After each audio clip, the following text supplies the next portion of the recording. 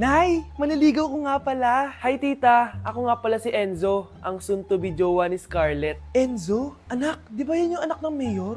Opo, Nay. Galing mo talaga pumili, anak. Mukhang magkakapera ako ah.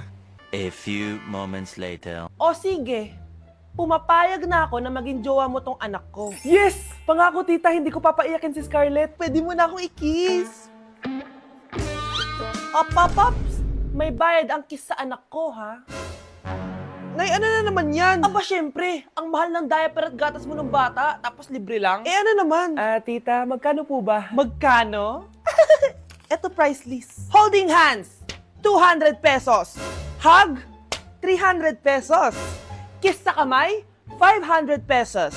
Kiss sa noo, 700 pesos. Kiss sa lips, 1,000 pesos. At kung makikipag-date kayo sa isa't isa, 3,000 pesos at dapat sagot mo yung bill, ha? 3 hours lang yon. Kung mag-extend ka, pwede naman magbayad ng additional. At bawal tumawad. Pili ka na lang. Nay, ang mahal naman. Diyos ko. Ano naman, business is business. Kailangan ko ma-ROI mga nagastos ko sa'yo. Ito po tita, cheque. Unlimited kiss na yan na. Cheque? Kahit gumawa pa kayo ng 10 anak. 1 million ba to? Ano to? Idedemanda mo ko? Ano ba ginawa ko sa'yo? Oo, ipapademanda kita. Gagawin mo pa akong business mo, ha? Wala ka namang business permit. Tsaka ang mahal naman ng mga presyo mo. Di naman gano'ng kaganda tong anak mo. Teka lang. Joke lang yun eh. Mahilig talaga ako mag-ganon. Isusumbong ko kayo sa tatay ko, Mayor. See you sa kulungan.